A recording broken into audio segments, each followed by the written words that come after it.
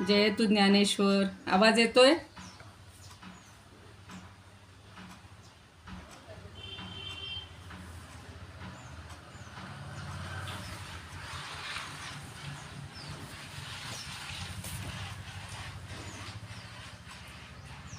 आवाज येतोय? जय श्रीकृष्ण ताई. हा, म्हटलं आवाज येतोय का? जय श्रीकृष्ण. जय तू ज्ञानेश्वर. येतोय आवाज? जय. हो, येतो आता, क्लिअर येतो. बर बर, ठीक आहे. त्याला सवय झाली या जागेची. शृंगेरीत होता तो, हाळेबीडला होता. त्याला सगळीकडे फिरून आलाय तो. इथली ॲडजस्टमेंटच जमत नव्हती. चला. चालेल. जय श्रीकृष्ण. जय तू ज्ञानेश्वर. आज 18 मार्च सोमवार. सगळा प्रवास करून आलेले आहोत आणि त्यामुळं पुन्हा पण खरं सांगायचं तर रोज ज्ञानदेवांची इतकी आठवण यायची. मग आमच्या मुलांनी छान ज्ञानेश्वरीच्या ओव्या रोज मला ऐकवल्यात त्याच्या फोनवरनं. त्यामुळं असा खंड पडला नाही, पण सारखी आठवण यायची की आपल्यासमोर लोक बसलेले आहेत, आपल्याला बोलायचं आहे. तर आज आता प्रार्थना करूया. सगळ्यांना शुभेच्छा. नव्यानं कोणी उपस्थित झाले असतील, सहभागी झाले असतील, त्यांचं अभिनंदन आणि स्वागत.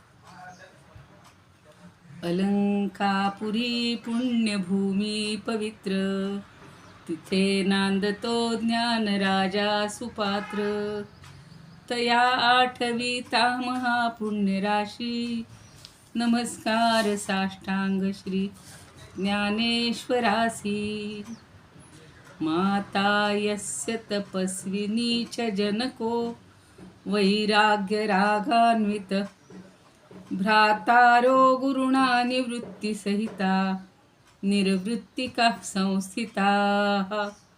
इत्थं साधुकृपान्वितं स्वयमहो, ज्ञानामृतेनावृतं.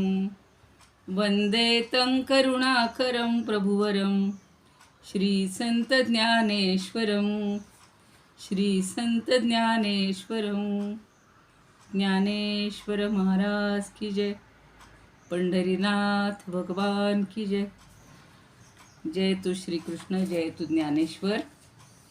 आपण 45पर्यंत ओव्या पाहिलेल्या होत्या आणि सुरुवात कशी छान केलेली आहे ज्ञानदेवांनी.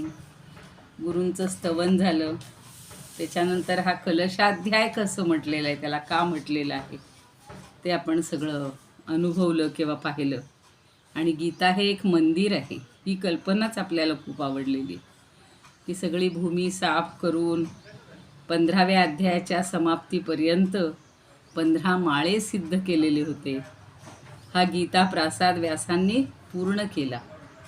16वा अध्याय म्हणजे गळातल्या कंठमण्याचा घाट आहे अशी छान कल्पना केली होती. आणि 17वा अध्याय म्हणजे कळसाच्या बैठकीचा ओटा तयार झालेला आहे.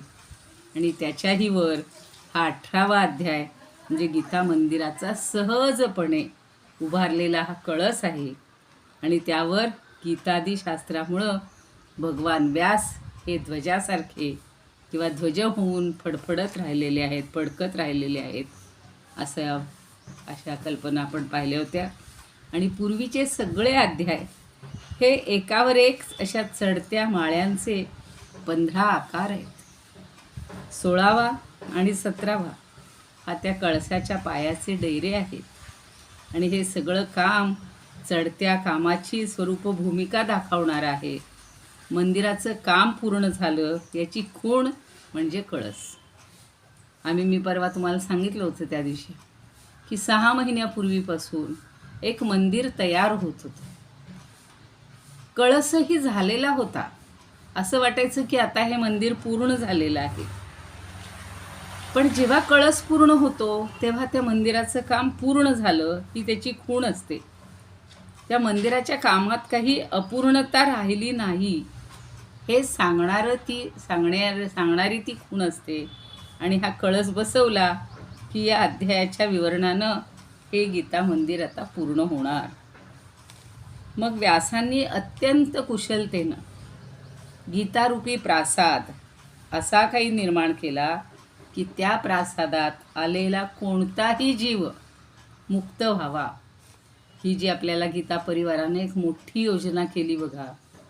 सगळ्या विश्वामधल्या, सगळ्या देशांमधल्या, सगळ्या अगदी छोट्या छोट्या नगरांमधल्या, गावांमधल्या लोक त्यामध्ये सहभागी झालेले आहेत. याचाच अर्थ जे जे जिथून जिथून जसे सहभागी झालेले आहेत ते सगळे मुक्ती मिळवणार आहेत. आणि ही गीता प्रसादाची उंची ही व्यासांनी मोक्ष रेषेला नेऊन भिडवलेली आहे. मोक्ष हे आपलं शेवटचं अंतिम ध्येय आहे. ही दैनंदिन जीवनातली सगळी उपभोग घेणारी जी सुखं आहेत, उपभोग जे आहेत, हे आज ना उद्या संपणार आहेत. माणूस आयुष्यभर धडपडतो.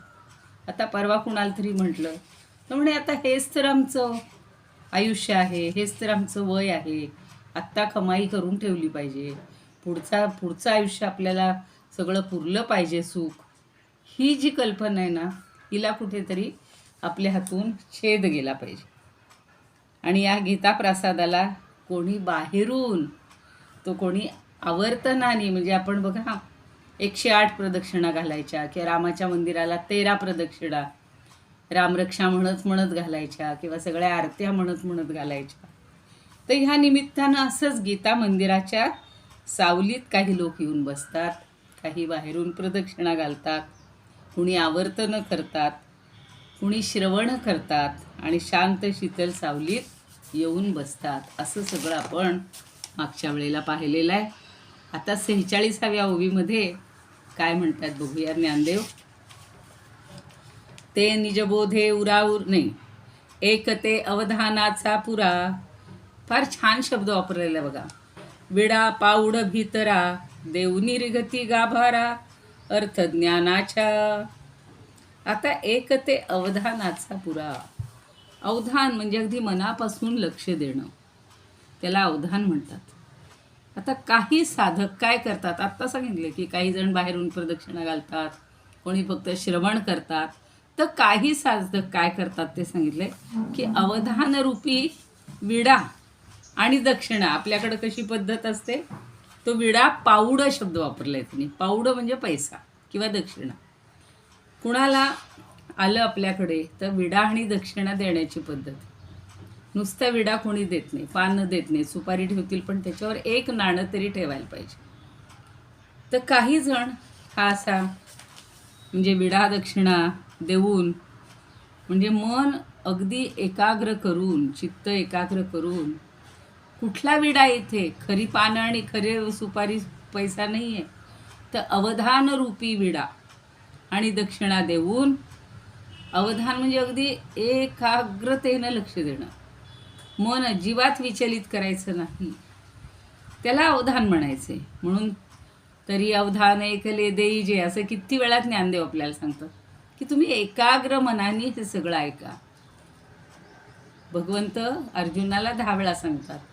अर्जुन म्हणजे आपण सगळे आहोत आणि आपण सुद्धा असं अवधान ऐकले देईजे, तसंच म्हणतायत की अगदी लक्ष देणं, अवधान देणं, अवधानरूपी विडा आणि दक्षिणा देऊन अर्थज्ञानरूपी शांत गाभाऱ्यात प्रवेश करणं. देवनी रिघती गाभारा अर्थज्ञानाच्या.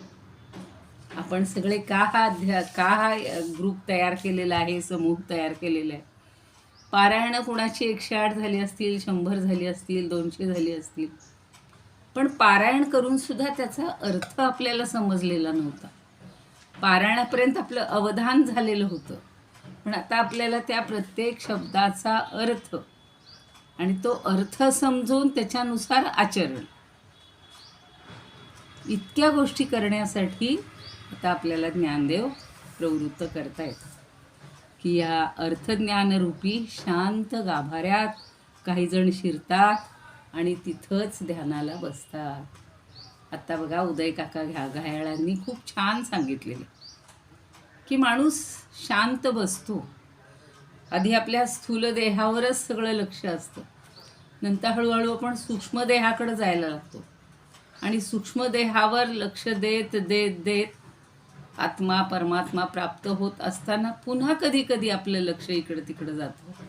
परत आपण स्थूल देहाकडे कदाचित लक्ष जातं किंवा व्यवहारात लक्ष जातं. तर ते न जाऊ देता शांतपणे ध्यानाला बसलेला आहे. फार सुंदर अशी ओवी आहे ही 46वी.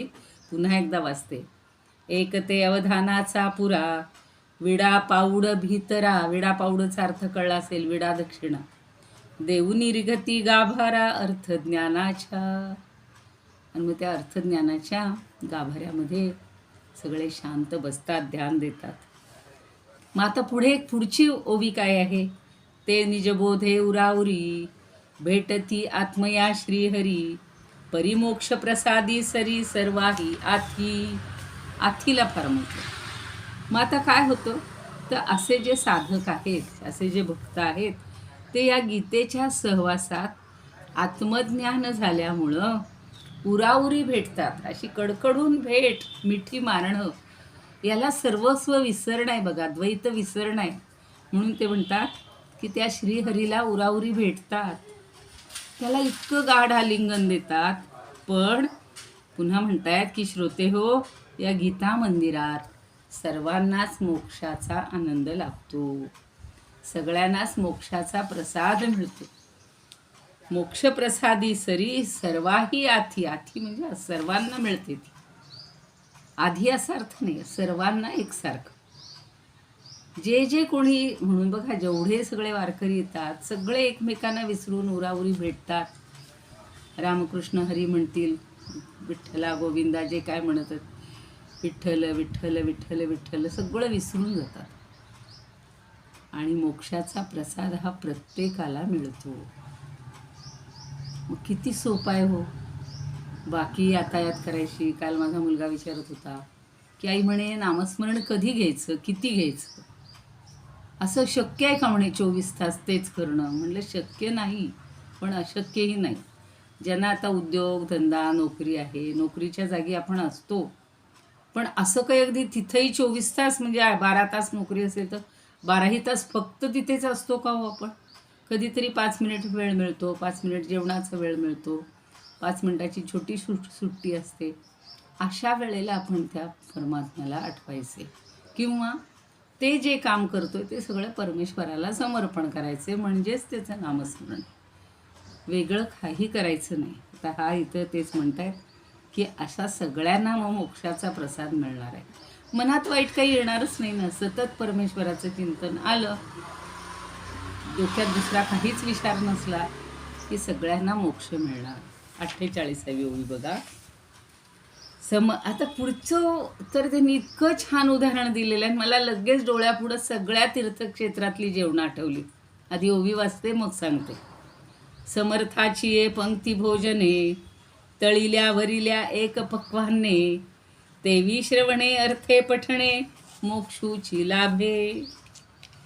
समर्थाची या पंक्ती. समर्थ म्हणजे जे खऱ्या अर्थानं समर्थ आहेत ते, म्हणजे गर्भ श्रीमंत असतील किंवा मनाने अत्यंत उदार असतील, त्या सगळ्यांना श्रीमंत शब्द वापरले. किंवा वृत्तीनं काही जण कृपाळू असतील, असे जे आहेत ते श्रेष्ठ किंवा समर्थ. त्यांच्या घरी, अशा माणसांच्या घरी भोजनाच्या पंक्तीला लहान मोठा हा भेदच नसतो. मला हे फार पटलेलं आहे. तळील्या वरिल्या एक पक्वाने, म्हणजे जे श्रेष्ठ असतील, जे अगदी खालचे गरीब असतील, त्याला तळील्या वरिल्या शब्द वापरले. यांच्यासाठी एकच पक्वान्न असतं, एकच पक्वान्न वाढलं जातं. आणि तिथे तेवी श्रवणे अर्थे पठणे मोक्षचू लाभे. त्याप्रमाणे जे श्रवण करतायत, जे पठण करतायत, या सगळ्यांना मोक्षाचा एकच लाभ होत असतो, सगळ्यांना सारखाच लाभ होत असतो. जसं समर्थांच्या पंक्तीमध्ये आता समर्थाचे 3 अर्थ सांगितले. एक तर पैशाने श्रीमंत, एक गर्भ श्रीमंत, एक वैचारिक श्रीमंत, अत्यंत उदार वृत्तीचा, अत्यंत कनवाळू वृत्तीचा, कृपाळू असलेले, असे जे श्रेष्ठ आहेत, अशांच्या भोजनाच्या पंक्तीला लहान मोठा हा भेद नसतो आणि सर्वांना एकच पक्वान्न वाढलं जातं. त्यामध्ये पंक्तिभेद केला जात नाही. तसंच हे गीतेचं पारायण करणारे किंवा केवळ श्रवण करणारे किंवा अर्थ जाणून घेणारे किंवा ध्यानमार्गाने गीतेचं चिंतन करणारे या सगळ्यांनाच एकाच मोक्षाची प्राप्ती होते. ती म्हणजे गीता भक्तांना एकाच मोक्षाचा लाभ घडतो. आता व्यावहारिक ही पंक्ती बघूया आपण. आता परवाच आम्ही शृंगेरीला गेलो होतो. अगदी बरोबर 11:15 पोहोचल्याबरोबर त्या शारदांबा मातेची पहिली आरती होती. ती आरतीला सुद्धा सगळेजण छान असे ओळीनं उभे राहतात आणि वाकून आपल्याला त्या देवतेचं दर्शन मिळतं. नंतर प्रत्यक्षही ओळीनं दर्शन मिळतं आणि लगेच प्रसाद. एवढे मोठे हॉल बांधलेले आहेत बघा. आता गडावरही आम्ही तोच अनुभव घेतो. शिवथरगडलाही घेतला. अन्य ज्या ठिकाणी ही अशी तीर्थस्थळं आहेत, एवढा मोठा हॉल, पण सगळेजण एका ओळीत. तिथं श्रीमंत भेद नाहीच. अगदी गरीबही तिथेच बसतो, त्याला जोडूनही अगदी उच्च शिक्षित असेल, श्रीमंत असेल तोही बसतो. सगळ्यांना अगोदर ते पायस म्हणजे खीर वाढली जाते. तिथली पद्धत अशी होती की पहिल्यांदा पायस देणार, सगळ्यांना खीर वाढणार. म्हणजे आपल्याकडं आपल्या संस्कृतीत बघा आधी माधुर्याला महत्त्व दिले, मधुर रसाला महत्त्व दिलं. आणि ती खीर खाऊन झाल्यावर मग ते सारम भातम किंवा सांबार भात हे सगळं वाढणार. आणि सगळं झालं की ताक, म्हणून म्हणतात ना तक्रम शक्रस्य दुर्लभम, ताक प्यालं की समाप्ती. पण ते ताकसुद्धा बघा सगळ्यांनी त्या ताटातच घ्यायचं आणि प्यायचं. ही एक पंक्ती. मग तिथं काहीही भेद नाही आहे बघा की हे महाराष्ट्रातनं आले का, हे कर्नाटकातनं आले का, हे राजकारणातले आहेत का, हे जास्त शिकलेले आहेत का, हे या विद्यापीठातनं आले का, नाही. सगळे एकाच पंक्तीला बसतात. खूप सुंदर. मला हे या ओव्या आज वाचत असताना तर ते डोळ्यासमोर तिथलं चित्र येत होतं. तसंच या गीतेच्या पंक्तीलासुद्धा, गीतारूपी भोजनाच्या पंक्तीलासुद्धा कुणी श्रवण करतायत, कुणी अर्थ जाणून घेत आहेत, कुणी ध्यानमार्गानं चिंतन करतायत, पण सगळ्यांना एकच गती आहे, ती म्हणजे मोक्ष.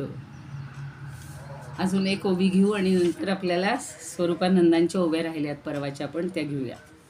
ऐसा गीता वैष्णव प्रासादू 18वा अध्याय कळसू विशदू, म्या म्हणितला हा भेदू म्हणून या. असा हा गीतेचा वैष्णव प्रासाद.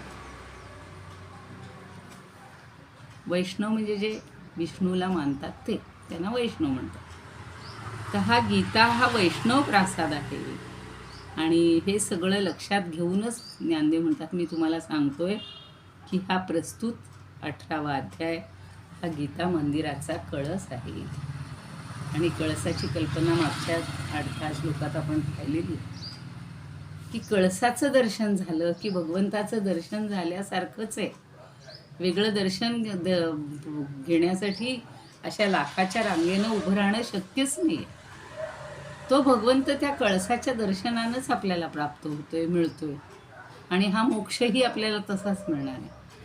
मग तुम्ही कोणत्याही मार्गाने जा, फक्त वाचन करा, फक्त अर्थ समजून घ्या, ध्यान लावा, जे काय करायचे ते करा, हा तुम्हाला आनंद मिळणार म्हणजे मिळणार.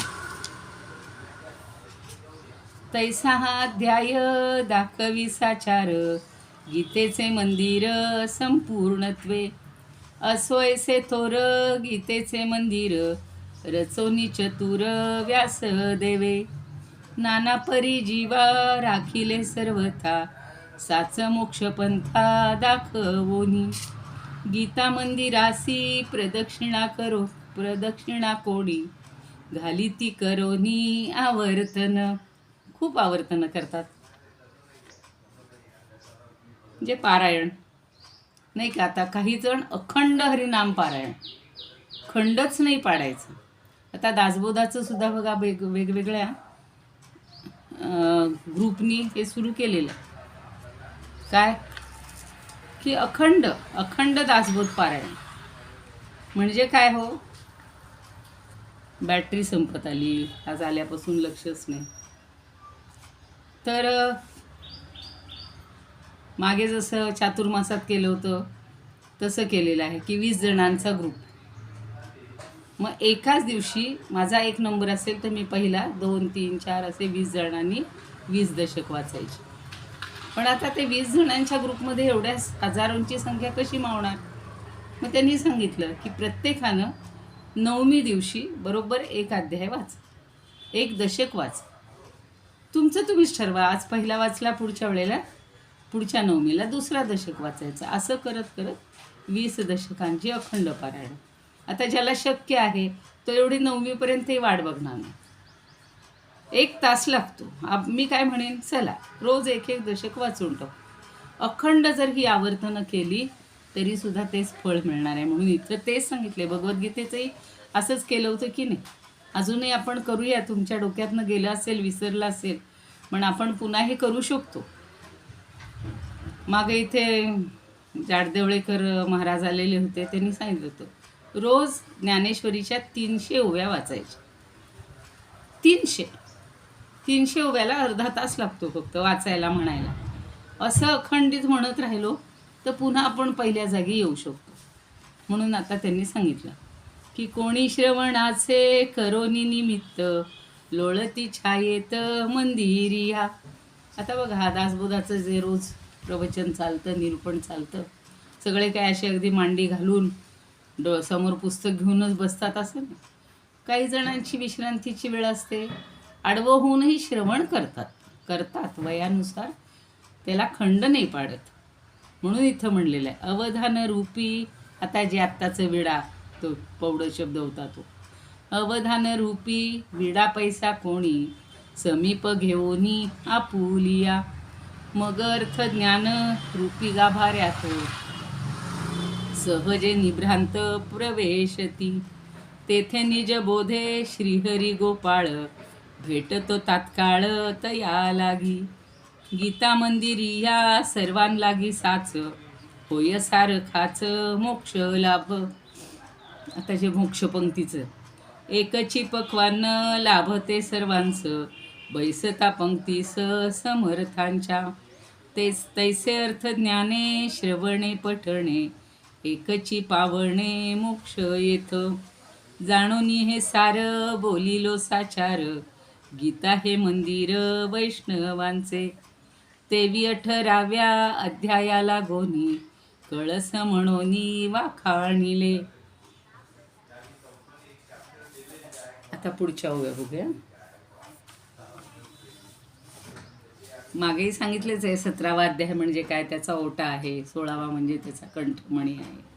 आता म्हणतायत आता सप्तदशा पाठी, अध्याय कैसे निवठी, तो संबंधू सांगो दिठी दिसे तैसा. आता ज्ञानदेव म्हणतायत की हा 17व्या अध्यायानंतर सप्तदशा पाठी म्हणजे सप्तदश पूर्ण झाल्यानंतर अध्याय कैसे निवठी, हा 18वा अध्याय कसा बरं उत्पन्न झाला. तो संबंधू सांगो दिठी दिसे तैसा. तो सगळा पूर्वापार संबंध दृष्टीला, दिठी म्हणजे दृष्टीला जसा दिसला ना तसा आता मी सविस्तर सांगतो की 17व्या नंतर हा 18वा अध्याय कलशाध्याय म्हणून कसा बरं निर्माण झाला. ते जे आता माझ्या दृष्टीला दिसला ते मी तुम्हाला सांगतो.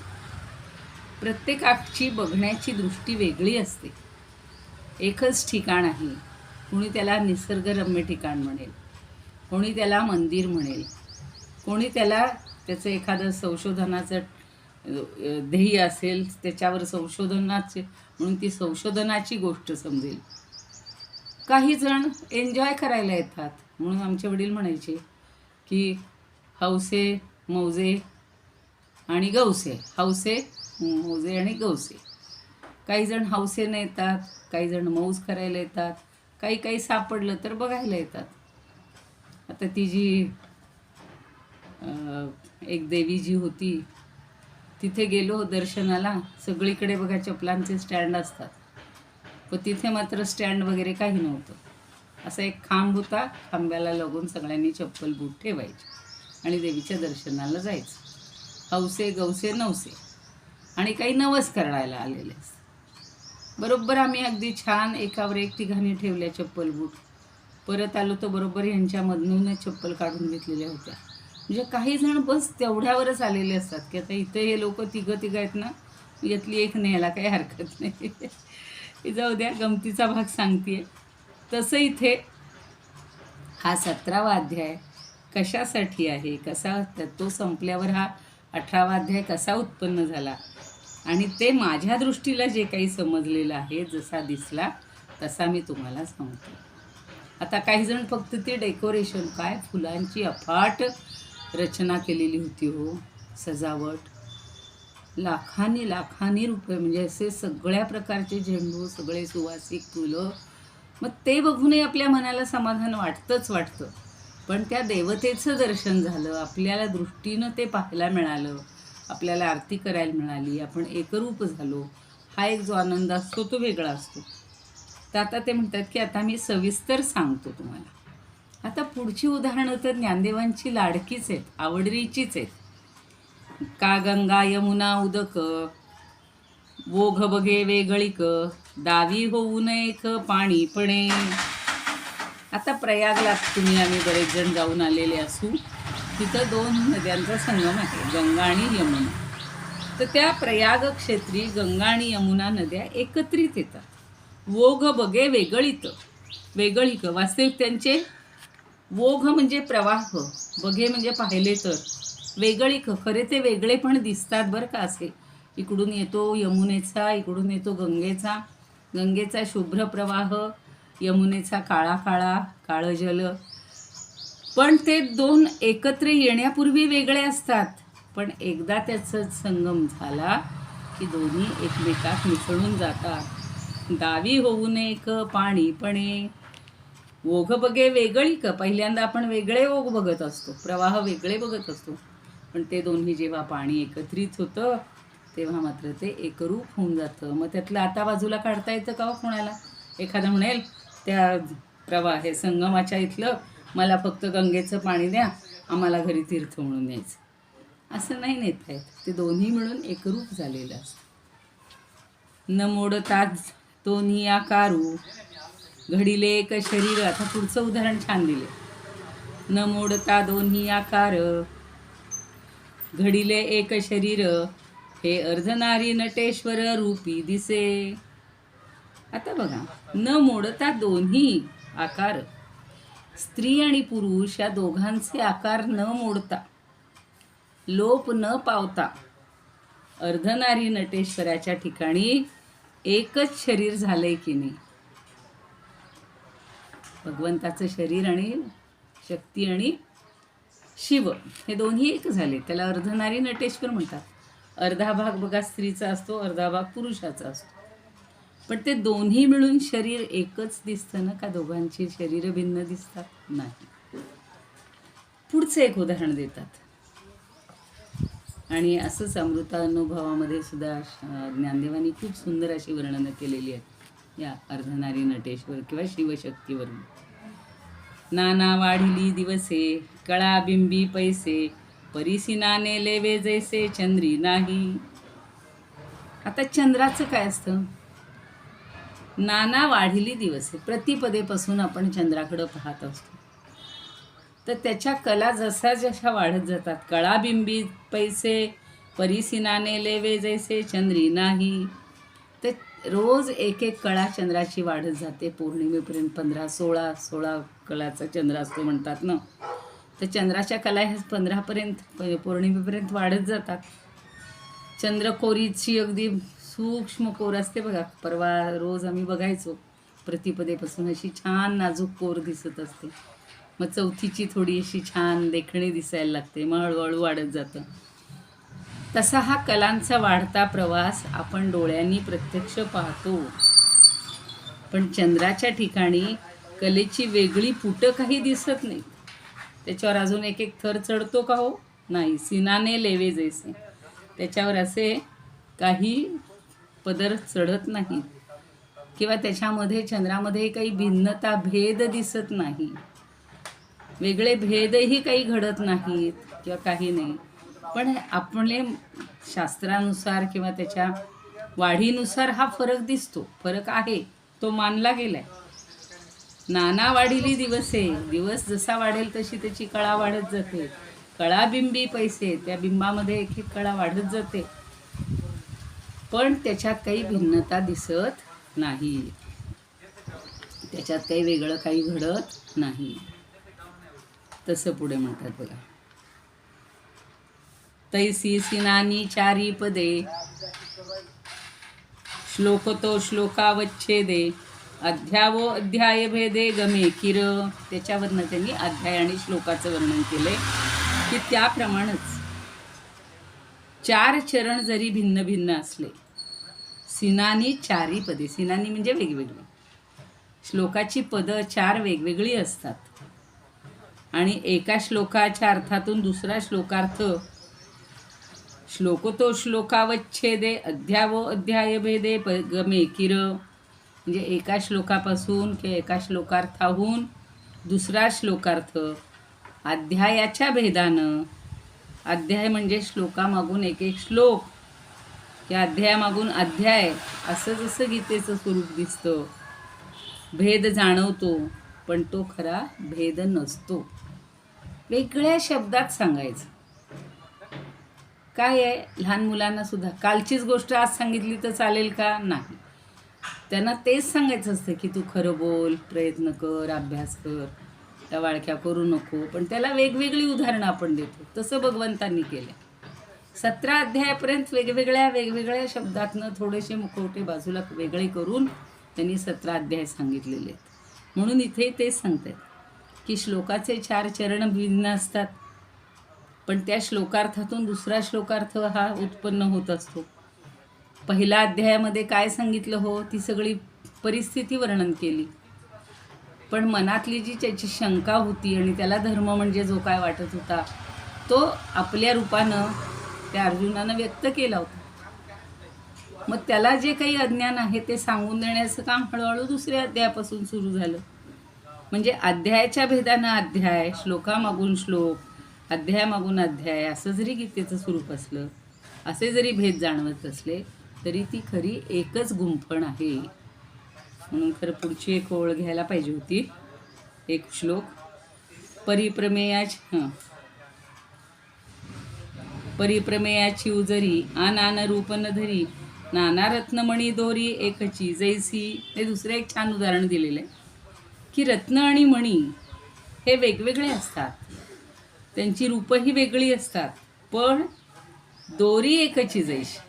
ती जी मण्यांची माळ असते त्याची दोरी जशी एकच असते ना, गुंफणारी दोरी सगळ्यांना गुंफत जाते, तसं गीतेतल्या मोक्ष सिद्धांताचा आविष्कार हा भिन्न भिन्न स्वरूप घेत नाही, तर ते रूप एकच असतं, मोक्ष स्वरूप एकच असतं. 55 पर्यंत आपण आलेले आहोत. आता ह्या ओव्या खरं व्हायला पाहिजे होत्या.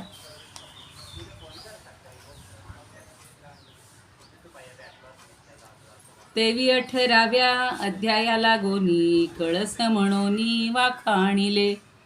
आता 17व्या अध्याया शेवटी, देव जग जेठी बोलिले जे. तयाची संगती कैसी अष्टादशी, सांगू दिसे तैसी उपपत्ती. गंगे यमुनेचे ओघ जरी भिन्न, एकची त्यातून पाणी वाहे. भिन्नाकृती दोन एकाची शरीरी, जैशा अर्धनारी नटेश्वरी. किंवा प्रतिदिन जरी कला भिन्न, एकची संपूर्ण चंद्र जैसा. चारी चरणांचा तैसा एक श्लोक, श्लोक ही अनेक एकाध्यायी. आणि अध्यायही भिन्न भिन्न ऐसे, सिद्धांत तो असे परी एक. गुंफिली अनेक रत्ने रत्नहारी, परी जैसी दोरी एकची तो. इथंच थांबूया. इदमुपकर्तुं भुवन मंडलम, समुदितमिव भास्करम. सादरम वंदे ज्ञानेश्वरम. त्रिभुवन माता भगवद्गीता, लोकमंगला लोकविश्रुता, लोकहितं संततं ध्यायता येन ज्ञानेश्वरी विरचिता श्रित्वा प्राकृतगिरं सादरं वन्दे ज्ञानेश्वरं सादरं वन्दे ज्ञानेश्वरम् आरती ज्ञानराजा महाकैवल्य तेजा सेविती साधू संत मनुवेधला माझा आरती ज्ञानराजा लोपले ज्ञान जगी हित नेणती कोणी अवतार पांडुरंग नाव ठेविले ज्ञानी आरती ज्ञानराजा कनकाचे ताट करी उभ्या गोपिका नारी नारद तुंबरू हो सामगायन करी आरती ज्ञानराजा प्रगट गुह्य बोले विश्वब्रह्मची केले राम जनार्दनी पायी मस्तक ठेविले आरती ज्ञानराजा महाकैवल्य तेजा सेविती साधू संत मनुवेधला माझा आरती ज्ञानराजा प्रगट गुह्य बोले विश्वब्रह्मची केले राम जनार्दनी पायी मस्तक ठेविले आरती ज्ञानराजा महाकैवल्य तेजा सेविती साधू संत मनुवेधला माझा आरती ज्ञानराजा ज्ञानेश्वर महाराज की जय पंढरीनाथ भगवान की जय जय श्री कृष्ण जय तू ज्ञानेश्वर।